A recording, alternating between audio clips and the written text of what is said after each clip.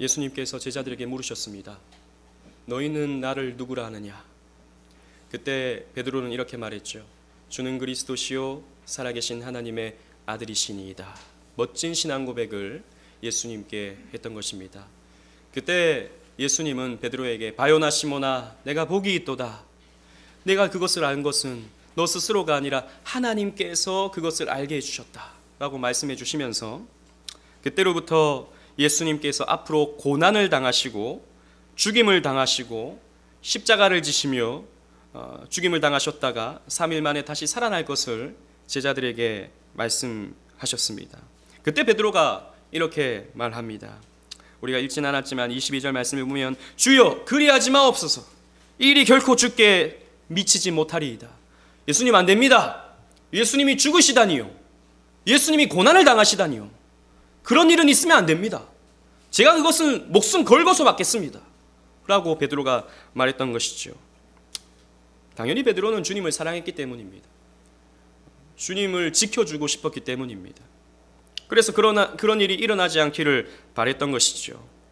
그러나 한편으로는 예수님이 고난당하시고 죽으시면 안 되는 이유가 예수님이 왕이 되셔서 이 베드로는 그 높은 자리에서 그 왕의 신하로서의 역할을 해보고 싶은 그런 욕심이 베드로에게 있었기 때문입니다. 그래서 예수님 고난당하시면 안 됩니다. 죽으시면 안 됩니다 라고 말했던 것이죠. 베드로는 자기의 힘과 자기의 의지로 주님의 뜻을 꺾고자 하는 건방진 말과 태도를 나타내 보였던 것입니다. 그때 예수님께서 23절 보면 이렇게 말씀하십니다. 베드로에게 이르시되 사탄아 내 뒤로 물러나라 라고 말씀하셨습니다. 너는 나를 넘어지게 하는 자로다. 네가 하나님의 일을 생각지 아니하고 사람의 일을 생각한다 라고 말씀하셨습니다. 의도가 어쨌든 주님의 뜻을 꺾으려고 했던 것이죠. 그리고 하나님의 구속 역사, 십자가를 통해 성취되는 하나님의 구속 역사를 막으려고 했던 것이죠. 하나님의 일을 막는 대적자가 누구입니까? 사탄입니다. 그래서 베드로를 향하여 사탄아 라고 말했던 것이죠. 베드로 자체가, 베드로의 인격이 사탄이 아니라 막는 행위 자체가 사탄적 행동이었기 때문입니다. 그리고 하나님의 일을 생각지 아니하고 사람의 일, 이 땅에서 어떻게 하면 성공하고 어떻게 하면 높은 자리에 오르고 이런 생각 베드로에게 가득했던 것입니다. 그래서 예수님은 베드로에게 너는 나를 넘어지게 하는 자로다 라고 아주 심각하게 말씀하셨습니다. 이때 예수님께서 오늘 본문의 말씀을 하셨어요. 우리 24절 제가 읽었지만 다 같이 한번 읽어보도록 하겠습니다. 시작. 이에 예수께서 제자들에게 이르시되 누구든지 나를 따라오려거든 자기를 부인하고 자기 십자가를 지고 나를 따를 것이니라. 나를 따라오려거든, 너희가 정말 내 제자가 되려거든 자기를 부인해야 된다. 그리고 자기 십자가를 지고 나를 쫓아야 된다 라고 예수님께서 말씀하셨습니다. 우리는 지난 2주간 동안 십자가가 무엇인지, 십자가가 어떤 의미인지에 대해서 말씀을 나누었습니다. 예수님께서 짊어지신 그 십자가는 저주의 십자가였습니다.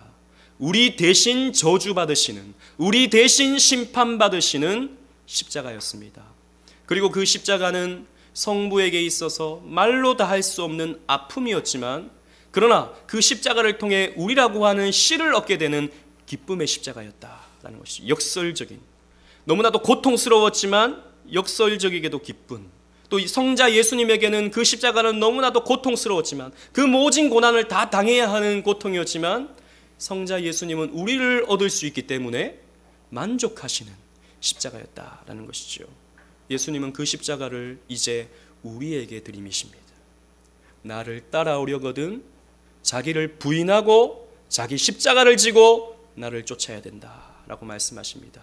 그 고난의 십자가는, 그 죽음의 십자가는 예수님 안에서 연합된 우리의 십자가이기도 한 것입니다. 그래서 예수님은 나를 따라오려거든, 내 제자가 되려거든, 예수 그리스도를 믿는 사람이 되려거든 자기를 부인해야 하고 자기 십자가를 지고 나를 쫓아야 된다라고 말씀하셨습니다. 그래서 우리 몫의 십자가는 자기를 부인하는 것입니다.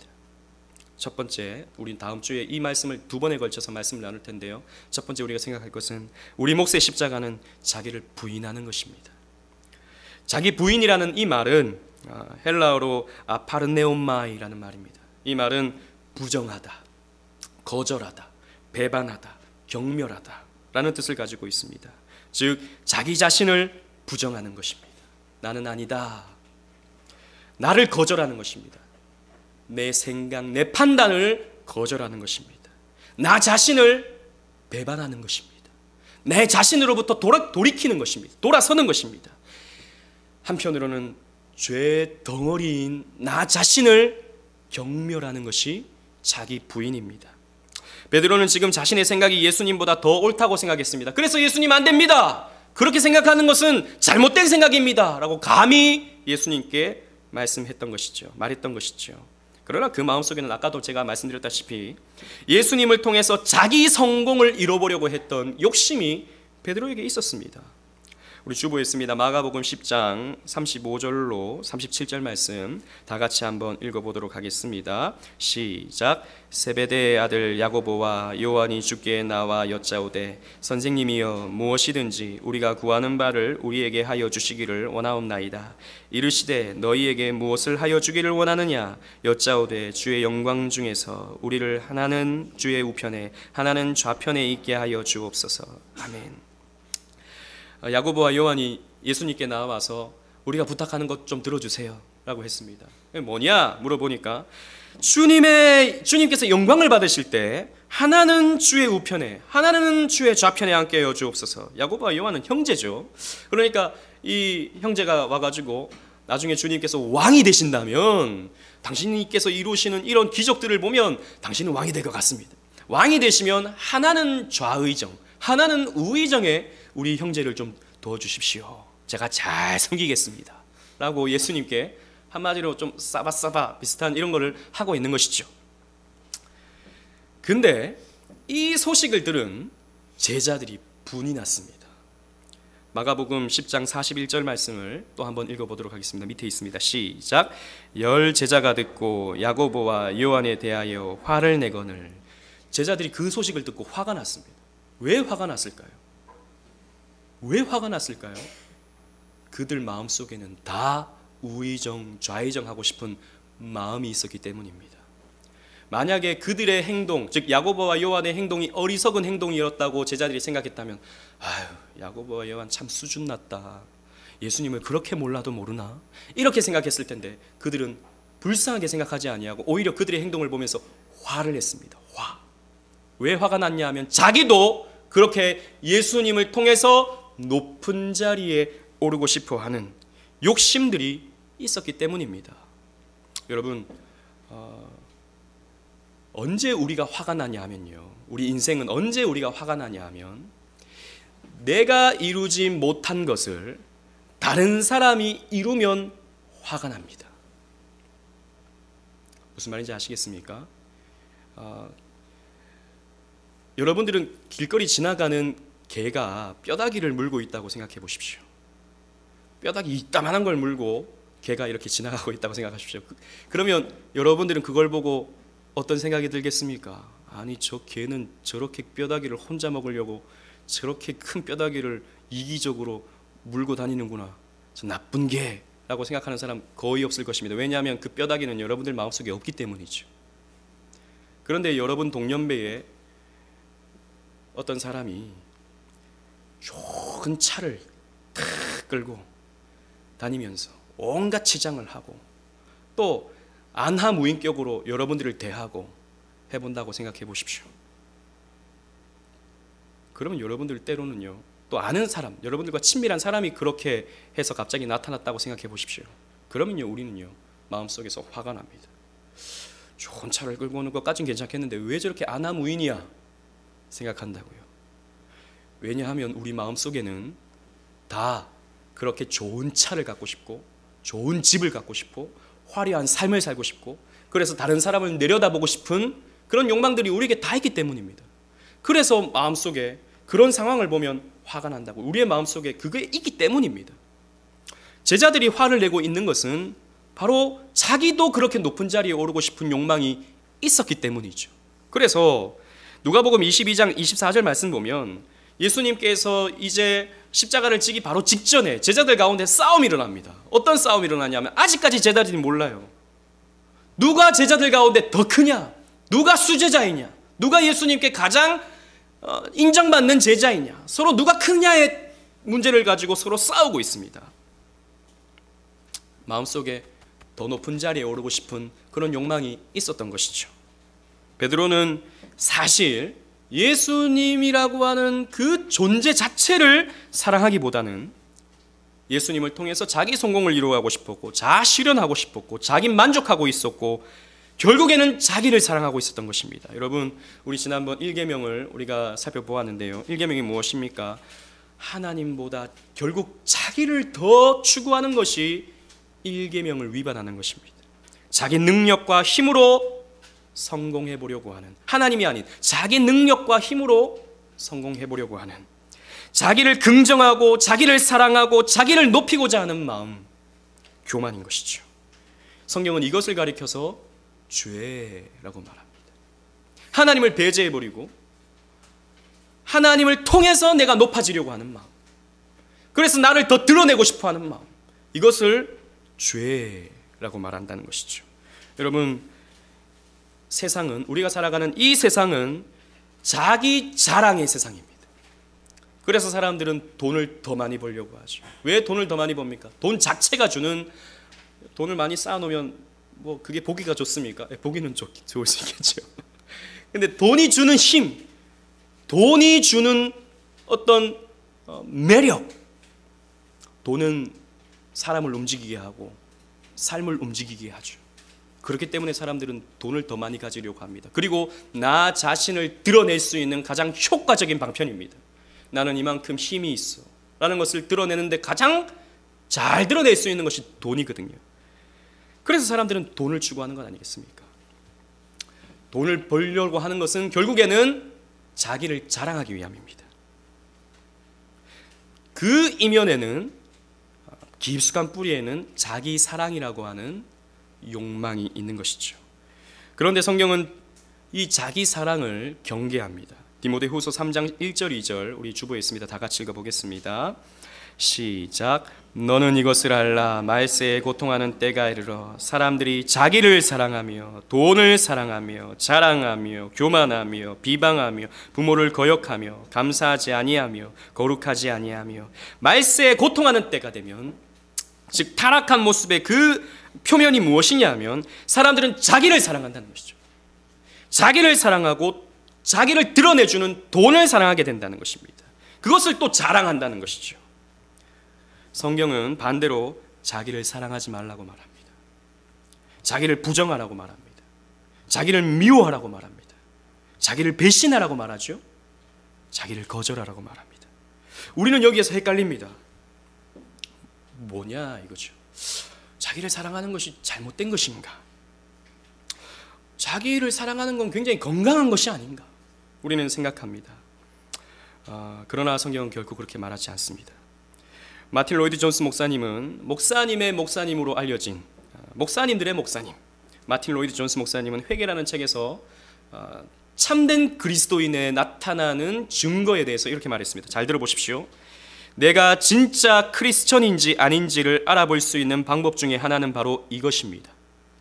내가 나의 본성을 미워하고 있는지 아닌지의 여부입니다. 무슨 말입니까? 참된 그리스도인들은 자기를 미워한다는 것이죠. 반대로 거짓 그리스도인들은 자기를 사랑한다는 것입니다. 여러분, 제가 여러 번 말씀드렸습니다. 여러분들이 성경을 정말 분명하게 이해하고 깨닫는다면 너무 자기가 부끄럽습니다. 우리가 10계명 지금 살펴보고 있지만 여러분 10계명을 여러분 곰곰이 들어보면 야, 나는 하나도 못 지키는 죄인이구나 라는 것을 발견한다고요. 즉 성경에서 자신을 비춰보면 자신이 한탄스럽고 부끄럽고 면목이 없습니다. 자기 부인으로 갈 수밖에 없어요. 그래서 우리는 설교 말씀을 들으면 우리의 자아가 해체되어야 됩니다. 야, 나는 이렇게 멋진 자구나로 가는 것이 아니라 야, 나는 이 하나님 말씀을 지켜낼 수 없는 정말 타락한 죄인이구나를 발견하는 것이 여러분 정말 은혜를 받는 것입니다. 내가 할 수 없구나. 그래서 하나님이 하셔야 되는 거구나. 나는 죄밖에 짓는 것이 없구나. 의라고 하는 것은 하나님께서 나에게 주셔야만 내가 얻을 수 있는 거구나. 그래서 나 자신을 죽이고 나 자신을 내려놓고 나 자신을 해체시키는 것이 신앙이고 자기 부인이라는 것이죠. 그런데 여러분, 오늘날 한국교회 가운데 교회 안에 이 자기 사랑이라고 하는 것이 복음으로 위장되어 들어와 있습니다. 오늘날 변질된 복음은 자기 사랑을 부추깁니다. 자기를 사랑해라, 이게 복음이다 라고 거짓 선지자들이 거짓말을 가르칩니다.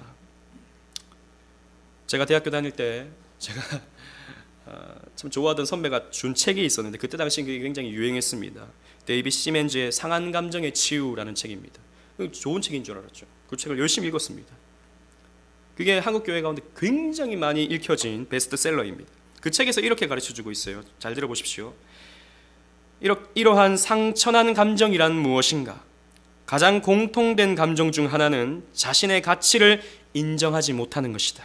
즉 계속적인 근심을 안고 있으면서 자신을 부적합하게 여기며 열등감을 가지고 나는 좋지 못해 라고 자신에게 늘 말하는 사람이다. 이렇게 말했습니다. 여러분, 이러한 가르침을 우리가 정말 많이 듣죠. 상처가 무엇이냐? 자기 가치를 인정하지 못하는 것이다. 자기를 부적합하게 여기는 것이다. 나는 좋지 못해 열등감을 가지고 늘 자신에게 말하는 사람은 상처받은 사람들이다. 그런 사람들은 치유받아야 된다 라고 말합니다. 여러분, 상처가 무엇이죠?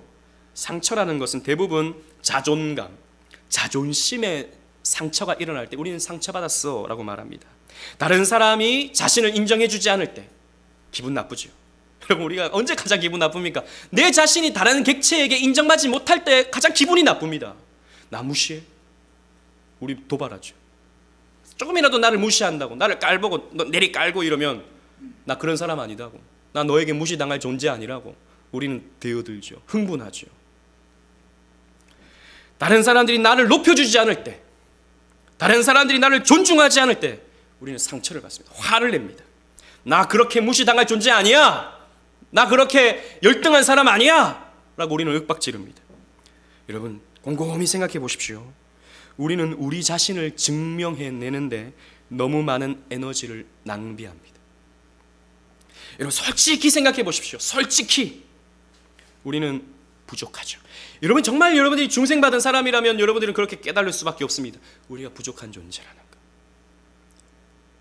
그게 탄로날까 봐, 그게 드러나게 될까 봐 우리는 늘 가면을 쓰고 그걸 감추고 그걸 베일로 가리우는 것이죠. 우리의 비겁함, 우리의 게으름, 우리의 능력 없음, 우리의 믿음 없음이 탄로날까 봐 우리는 늘 노심초사합니다. 그걸 감추려고 하니까 피곤하죠. 그런데 이건 밑빠진 독에 물 붓기와 같습니다. 여러분, 자기 존중이라고 하는 것은 언젠가는 빵꾸가 나게 되어 있습니다. 여러분, 우리는 아무리 감추려고 해도 그게 드러나요. 그래서 항상 우리를 대적하는 사람은 그걸 꼬투리 잡아서 우리를 깔보죠. 근데 또 그거 아니라고 감추고, 그럼 다른 데서 빵꾸가 나고, 그걸 감추고 끝이 없는 피곤함의 연속입니다. 여러분, 오늘날 많은 사람들은 이것을 치유해야 한다고 가르칩니다. 그거 상처 아니야, 너 그렇게 못난 존재 아니야, 너 그렇게 비겁한 존재 아니야, 너 그렇게 게으른 존재 아니야, 너 그렇게 능력 없는 존재 아니야. 아니야, 능력 있어. 너 자신을 믿고 너 자신을 긍정해봐. 그러면 살아갈 수 있어, 행복해질 수 있어, 이렇게 말합니다. 아닙니다. 여러분, 그건 치유받아야 할 것이 아니라 인정해야 할 것입니다. 성경이 우리에게 그것을 인정하라고 말씀하고 있기 때문이죠. 우리는 죄인이고, 우리는 무능력하고, 우리는 타락한 존재이고, 그래서 게으르고, 그래서 능력이 없고, 그래서 우리는 연약한 존재다 라는 것을 성경은 폭로하고 있는 것이죠. 우리는 그렇게 생각합니다. 자살하는 사람들, 여러분, 오늘날 자살하는 사람들이 얼마나 많습니까? 자살하는 사람들을 보면서 저 사람은 얼마나 자기를 사랑하지 못하면 저렇게 자기 목숨을 버릴까 생각합니다. 여러분, 그것이 아닙니다. 그것이 아니라 그 사람은 자기를 너무 사랑해서 자살하는 것입니다. 그게 무슨 말입니까? 여러분, 자기의 사랑이라고 하는 이만큼의 욕심이 있는데 사람들이 그 자기를 인정해 주지 않으니까, 나는 이만큼 인정받고 싶은 욕심이 이만큼 자기 사랑으로 채워져 있는데 사람들이 그만큼 인정해주지 못하고 사람들이 그만큼 존중해주지 못하고 연예인들에 대해서는 댓글을 달아서 당신 정말 싫어 이러면 거기에 상처를 받아가지고 나는 이만큼 사랑받아야 될 존재인데 그렇게 사랑해주지 않으니 그 채워지지 않냐는 그 공허함 때문에 뛰어내리는 것이죠. 자기를 사랑하지 못해서 자살하는 것이 아니라 자기를 너무 사랑해서 자살하는 것입니다. 우리는 성경대로 보고 성경대로 판단할 수 있어야 되는 것이죠. 그렇기 때문에 여러분 상한 감정의 치유, 오늘날 만연되어져 있는 내적 치유, 마음의 속에 있는 쓴뿌리를 지워야 한다, 이런 가르침들은 비성경적인 가르침입니다. 당신은 사랑받기 위해 태어난 사람, 저는 이 노래를 나쁘게 생각하지 않지만 여러분 우리는 사랑받기 위해 태어난 것이 아니라 사랑받을 수 없는데 사랑받은 존재가 되는 것입니다. 그걸 우리는 이해하고 이 노래를 불러야 되는 것이죠. 여러분 오늘날에 아까도 얘기했지만 왜 이러한 자기 사랑이 복음으로 변질되고 이것이 오늘날 교회에서 가르쳐지고 있는가?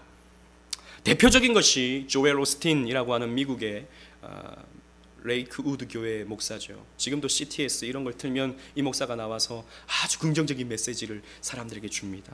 긍정의 힘, 우리는 잘 된다, 잘 되는 나, 이렇게 외치면서 우리가 그렇게 자기를 긍정하면 할수록 우리는 행복해진다고 가르칩니다. 여러분 사실 이것은 심리학에서 나온 것입니다. 성경에서 나온 것이 아니라 심리학에서 나온 원리이고 이론인 것이죠. 여러분 잘 아시는 프로이드라고 하는 심리학자, 프로이드라고 하는 심리학자는 꿈의 해석이라는 책을 씀으로써 지금까지도 가장 큰 영향력을 미치는 심리학자입니다. 이 프로이드의 심리학은요, 무의식을 해석하는 것입니다. 즉 어릴 때 가졌던 어떤 무의식 상태에서 느꼈던 그런 감정이 오늘날 성격에서, 오늘날 내 행동에서 그대로 나타난다라는 것이죠.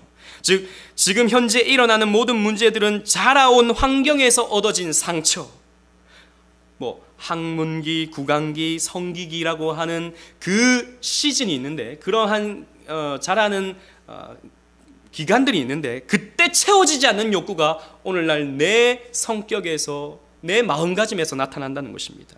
즉 이런 것이죠.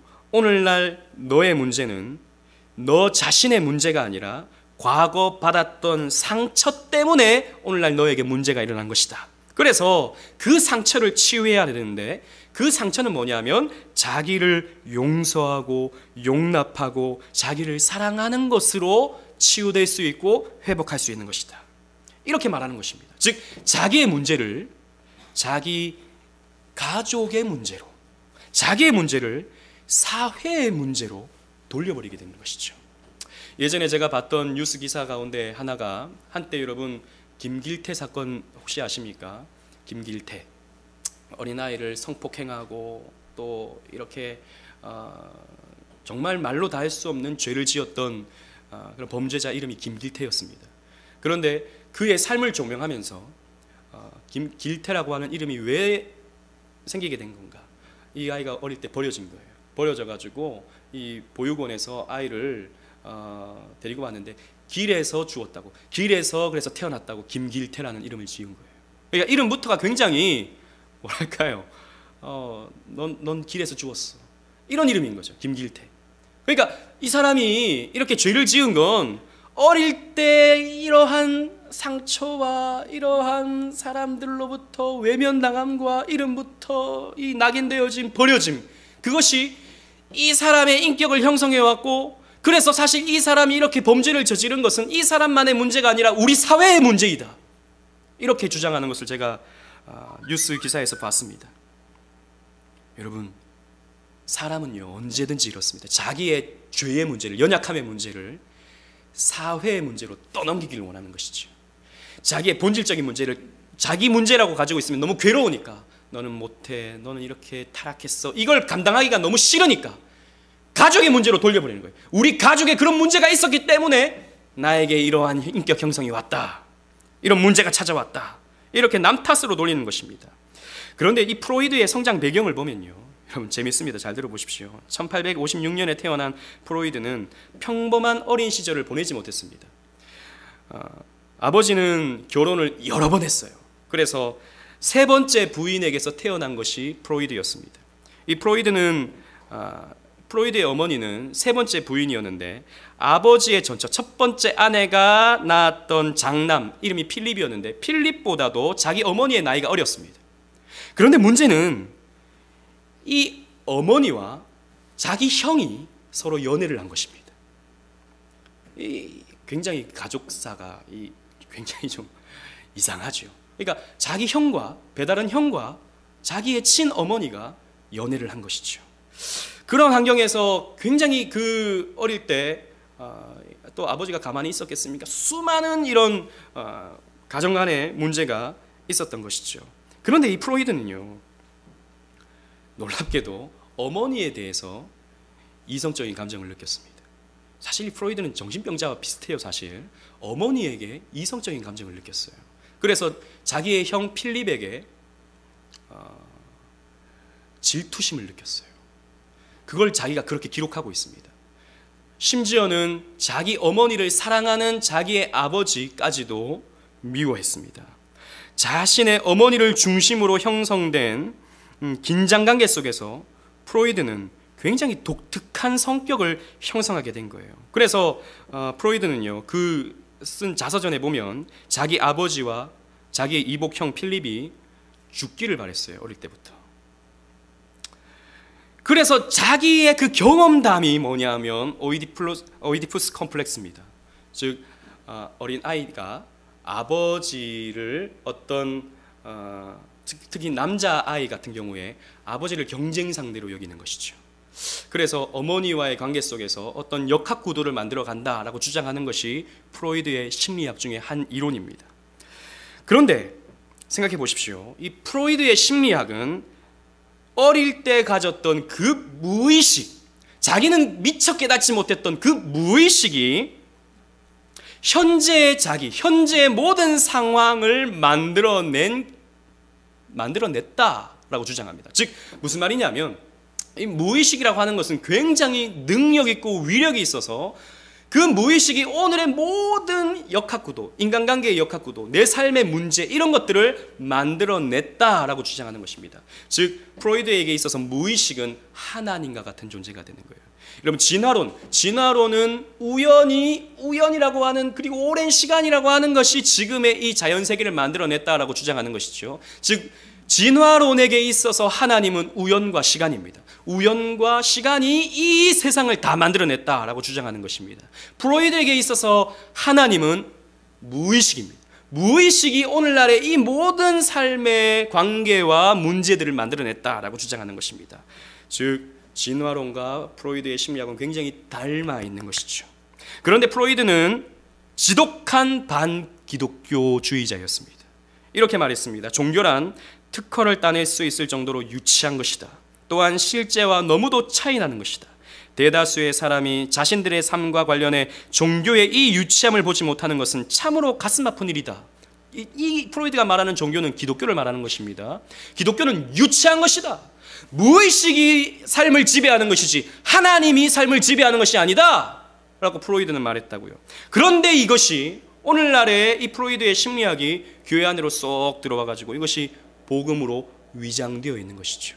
그래서 자기의 어렸을 때의 상처를 치유해야 하고 자기의 오늘날의 문제는 그 상처 때문이다 라고 돌려버리게 되는 것입니다. 여러분 그것이 아닙니다. 기독교는 자기 부인의 종교입니다.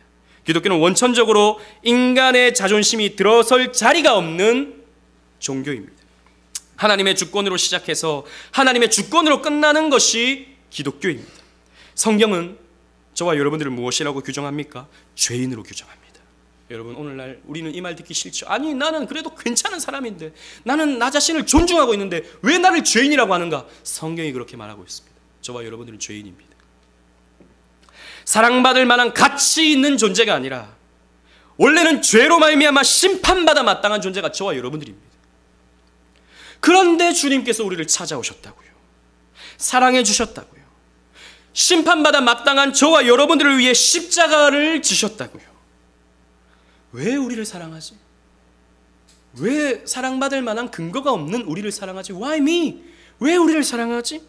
이해할 수 없는, 사실 심판받아 마땅한 우리를 사랑하시는 그 이해할 수 없는 사랑 앞에 감사와 감격을 느끼는 것이 여러분 기독교입니다. 여러분 말씀 한번 읽어보겠습니다. 로마서 5장 6절로 8절 말씀 주보에 있습니다. 다 같이 읽어보겠습니다. 시작. 우리가 아직 연약할 때에 기약대로 그리스도께서 경건하지 않은 자를 위하여 죽으셨도다. 의인을 위하여 죽는 자가 쉽지 않고 선인을 위하여 용감히 죽는 자가 혹 있거니와 우리가 아직 죄인 되었을 때 그리스도께서 우리를 위하여 죽으심으로 하나님에게서 우리에게 대한 자기의 사랑을 확증하셨느니라. 우리가 아직 연약할 때에, 저와 여러분 연약하다고요. 우리는 죄인이었다고요. 아니 지금도 죄인입니다. 심판받아 마땅한 죄인인데 그리스도께서 우리를 위하여 죽으심으로 하나님께서 우리에게 대한 자신의 사랑을 확증해 주셨어요. 여러분 이걸 믿는 것이 기독교라고요. 그런데 무슨 우리가 사랑받을 만한 가치가 있습니까? 존중받을 만한 가치가 있습니까? 여러분 솔직히 여러분들을 보십시오. 얼마나 비겁한지, 얼마나 입술과 삶이 다른지. 사랑받을 만한 자격 없는 나를 하나님께서 사랑해 주셨다. 이런 나를 우리는 존중하고, 이런 나를, 자격 없는 나를 사랑해 주신 하나님의 사랑을 통해 진짜 사랑을 우리는 할 수 있는 거예요. 나 자신을. 여러분 오해하지 마십시오. 자기 부인은 결코 자기 학대나 자기 멸시나 자기 증오가 아닙니다. 내가 나를 사랑하는 것에서 만족하는 것이 아니라 하나님이 나를 사랑하는 것에서 만족하는 것이 우리의 진짜 자기 사랑입니다. 진짜 자존감입니다. 기독교는 이 말씀 앞에서 깊은 감격과 감사를 느끼며 하나님을 즐거워하게 되는 것이죠. 이런 왜 나를 사랑하시죠? 하나님 감사합니다 로 가는 것이죠. 그래서 여러분 우리는요 자기를 죽이고 하나님의 뜻을 위해서 순종합니다. 내 뜻, 내 얄팍한 지식에서 나온 거예요. 내 바램, 내 얄팍한 욕심에서 나온 거예요. 그거 내려놓고 하나님의 뜻에 완벽히 순종하는 것, 이게 기독교입니다. 갈라디아서 2장 20절 말씀을 다 같이 읽어보겠습니다. 시작. 내가 그리스도와 함께 십자가에 못 박혔나니 그런즉 이제는 내가 사는 것이 아니요 오직 내 안에 그리스도께서 사시는 것이라. 이제 내가 육체 가운데 사는 것은 나를 사랑하사 나를 위하여 자기 자신을 버리신 하나님의 아들을 믿는 믿음 안에서 사는 것이라. 아멘. 여러분 그래서 여러분 우리 신앙은요 우리 자신을 죽여가는 거예요. 나 자신을 증명하려고 애쓰는 것이 아니라 나 자신을 죽여가는 거예요. 그리고 내 안에는 그리스도의 뜻만 세우는 거예요. 그 뜻에 순종하고 살아가야 되는 것입니다. 여러분 예수님께서 이렇게 사셨습니다. 예수님께서는 죄가 없으시기 때문에 자신의 죄인됨을 고백하지는 않으시지만 철저하게 자신을 부인하셨어요. 그래서 자신의 뜻 다 내려놓고 하나님 아버지의 뜻에 다 순종하셨습니다. 그래서 기꺼이 십자가를 지시고 자기를 부인하셨죠. 그래서 십자가를 통해 우리에게 자기 부인을 잘 가르쳐 주셨습니다. 그래서 나를 따르려거든 너희도 자기를 부인해야 된다 라고 말씀해 주시는 거예요. 그래서 여러분 우리는 나 자신을 사랑하는 것이 아닌 내 안에 계신 하나님을 사랑하는 것입니다.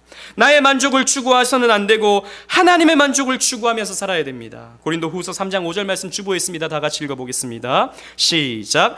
우리가 무슨 일이든지 우리에게서 난 것 같이 스스로 만족할 것이 아니고 우리의 만족은 오직 하나님으로부터 나느니라. 여러분들이 여러분들의 그 욕심을 채우려고 아무리 애써 보십시오. 만족할 수 있는지 없습니다.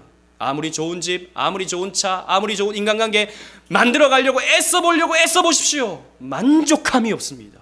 그러나 하나님이 나를 사랑하셨다. 이 우주보다 크신 하나님이 나를 사랑하셨다. 창조주가 나를 사랑하셨다. 그분의 뜻에 내 삶을 맡기고 그분의 삶에 내 삶을 투영하면서 살아갈 때 우리는 만족할 수 있는 것입니다. 거기에 만족이 있는 거예요. 이 땅에서 여러분들을 증명해내려고 하지 마십시오. 이 땅에서 여러분들을 자랑하려고 하지 마십시오. 피곤할 뿐입니다. 지칠 뿐입니다. 밑 빠진 독에 물 붓기와 같습니다. 그러나 주님으로 만족할 때, 주님 한 분만으로 만족할 때, 하나님이 날 사랑해 주시고 나를 위해 십자가 지셨다라는 것으로 만족할 때 세상 것 부럽지 않습니다. 여러분 세상에 좋은 것, 세상에 자랑할 만한 것, 세상에 힘 있는 자들 부럽지 않습니다. 우리 그런 삶을 살아야 되는 것이죠. 적어도 하나님을 믿는 사람들은 그렇게 사는 것 아니겠습니까? 사랑하는 오직은혜 교회 성도 여러분, 우리는 자기를 위하여 살지 않고 예수를 위해 살아야 합니다. 자기 생각으로 살지 말고 하나님 말씀으로 살아야 합니다. 자기 능력으로 살지 말고 하나님께 기도와 간구함으로 살아야 합니다. 자기 야망을 하나님의 영광이라는 그럴듯한 말로 포장하여 위장하며 자기 자신을 포장하지 말아야 됩니다. 우리는 철저히 자기를 부인해야 합니다. 우리의 열심을 자랑하는 모습에서 벗어나 성자 예수님처럼 그저 하나님의 열심, 하나님의 열정, 하나님의 일하심 속에 우리 자신을 내어드림으로써 철저한 주님의 종으로 순종하며 겸손하게 살아가야 됩니다. 그러면서 내 삶 속에 최고의 삶을 이루시는 하나님만 찬양하고 높여가야 됩니다. 이것이 자기 부인의 삶입니다. 이러한 삶 살아가시는 여러분들 되시기를 주님의 이름으로 축원합니다. 아멘.